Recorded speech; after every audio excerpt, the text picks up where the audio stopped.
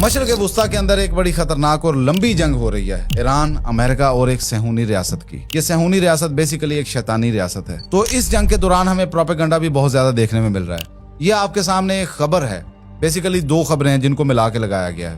तो आप देख रहे हैं कि जो चीज ईरान के बारे में पोर्ट्रे की जाती है उसे किस अंदाज में किया जाता है, उसके अंदर डाउट्स क्रिएट किए जाते हैं।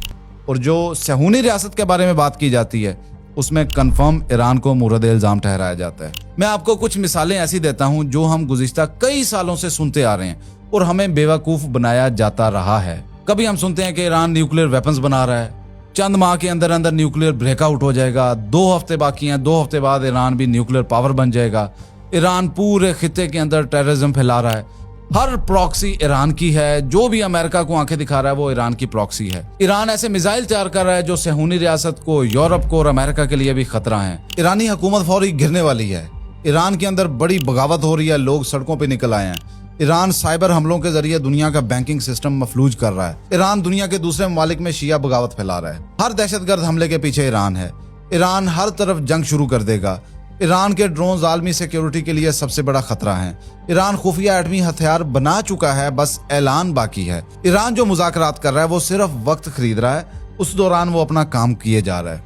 तो इस तरह का प्रोपेगेंडा हम कई अरसे से सुनते आ रहे हैं और वो भी वेस्टर्न मीडिया से।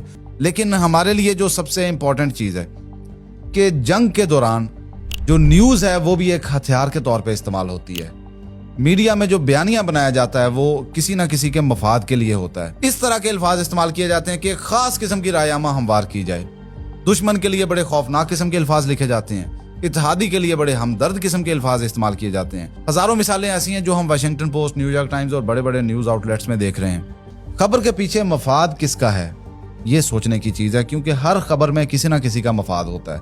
तो वो खबर किसके मफादात का तहफ़्फ़ुज़ कर रही है ये भी जानना जरूरी है। जितना ताकतवर मीडिया होता है उतना ताकतवर बयानिया बनाया जाता है। हम 97 से यही सुनते हैं, बल्कि नेतन्याहू साहब 97 से यही कहते आ रहे हैं कि 1-2 हफ्ते की बात है ईरान न्यूक्लियर वेपन्स तैयार कर लेगा, 1-2 हफ्ते की बात है। और इसी तरह की बातें करके इन्होंने इराक पे, लीबिया पे और अब ईरान के ऊपर हल्ला बोल दिया है। तो मैं आपसे सिर्फ इतना कहना चाहूंगा कि पॉजिटिव सोचना भी अच्छी बात है, लेकिन तनकीदी सोच भी रखनी चाहिए, क्योंकि बहुत सी बातें ऐसी होती हैं कि हम जाने अनजाने में दुश्मन के लिए इस्तेमाल हो रहे होते हैं और वो हमें इस अंदाज में मैनिपुलेट करके खबरें दे रहा होता है कि हमें आइडिया भी नहीं होता कि ये खबरें किसके मफादात का तहफ़्फ़ुज़ कर रही हैं। इसलिए सोशल मीडिया के ऊपर कोई भी खबर शेयर करने से पहले, लाइक करने से पहले, उसके ऊपर रिएक्ट करने से पहले अच्छी तरह सोचें कि कहीं ये खबर दुश्मन के मफादात का तहफ़्फ़ुज़ तो नहीं कर रही। Thank you very much.